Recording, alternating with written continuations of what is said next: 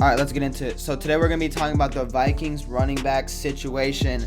And under the new CBA rule, it states that players have to participate in training camp. And if they don't show up for training camp, the fine is massive. I believe it's like $50,000 a day or $50,000 a week, something like that. Don't quote me on that, but I know it's a harsh punishment for not showing up for training camp. So it's going to happen. Dalvin Cook is going to show up for training camp. But what a lot of people don't know is that if Cook really wants to hold out this season, he can. The only thing he has to do is show up to week 1 and not play at all. If he shows up for one game this season, in the 2020 season, he's going to be free agent eligible. So we could have a situation where Dalvin Cook goes through the whole basics before the season starts, goes into week 1, doesn't really do anything, then he dips until he gets a new contract or until he becomes a free agent. So that's one situation that we could be looking at with the Vikings backfield. Another situation, another possibility that I've heard is Cook could just opt out this season.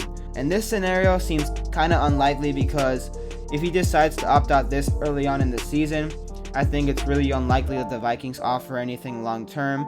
And he would have to do that before the deadline to opt out, which I believe is either August 1st or August 3rd, somewhere around there, which I don't believe it happens. I give it like less than a 5% chance, but it's a situation we have to look out for. Now, if the first possibility where I said that Dalvin Cook holds out this season by just showing up for week 1 and not playing until they offer him a new deal, that will be a big blow for people who decide to invest a first round pick in Dalvin Cook this season.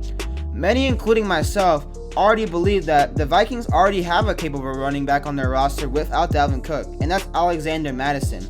He was a 3rd round pick in last year's draft, and he looked phenomenal in his rookie year. Mattison rushed for 4.6 yards a carry in his rookie year, and with 3 more years left on his rookie contract, maybe paying for an injury-prone running back that's asking for a lot when you already have a capable running back and you can save so much money just isn't worth it. The Vikings could decide we could get similar production from Alexander Mattison running the exact same scheme we've already done. And if given the chance, I think Alexander Mattison could be a top 5 running back this season in a Gary Kubiak-led offense with the zone blocking scheme that they've been using. I think if Mattison gets a Cook-esque workload, we could potentially see top 5 running back numbers. And he's a top 10 running back locked in. Without Cook, Mattison is a guaranteed top 10 running back in this scheme. Now let's get into where I would draft these guys if I had a draft right now. So let's get into it. If you've been drafting Dalvin Cook and you haven't been pairing him up with Alexander Mattison, shame on you. No excuses. Like y'all have 0 excuses. Even before the holdout news with Cook, there's been numerous problems with Dalvin Cook's health, and having a beast as your backup like Mattison on your team, you have to draft them together. No exceptions. You have to draft them together. Mattison is currently going in the late 8th round, and if you decide to draft Cook this year, you have to reach on him. You have to get in the 7th round, late 7th round, early 8th, somewhere around there, but you have to get him.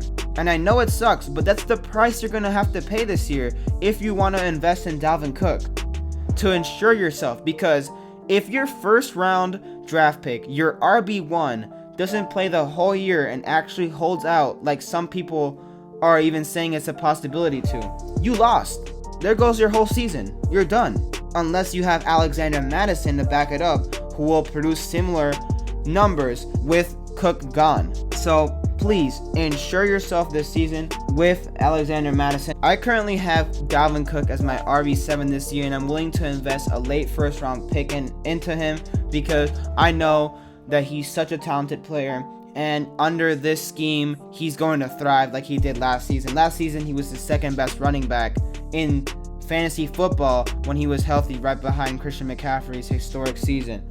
And as for Mattison, he's a player I'm targeting every single one of my drafts. I don't care if I have Cook. I don't care if I don't have Cook. I'm targeting him in every single one of my drafts just because I know he has top 5 running back upside in this offense. I'm snatching him up in the 8th round all day. And even if Cook plays, or gets an extension? Have we forgotten that Cook hasn't finished one healthy season in the NFL yet? He's the best handcuff to own in fantasy football. And if the Cook owner is sleeping, snatch up Mattison from their hands, because this guy has as much upside as anybody else. He's the best handcuff in fantasy football. So target him. If you go Dalvin Cook, you have to get him. You have to reach on Alexander Mattison. If you don't go Cook, maybe even potentially reach a little bit and get him in the early 8th or somewhere around there as your RB4 with a crap ton of upside. That's how I feel about this Vikings running back situation. You know, I'm kind of lowering my expectations every single day as we get more and more news with this Dalvin Cook holdout. He already had the risk of his injuries, so it wouldn't surprise me if come August he's a mid-second round pick that I'm just not gonna touch because he's just a headache. So that's how I feel about the Vikings running back situation. That's all I got for y'all. Just wanted to give my quick input on this situation, so I'll see y'all later.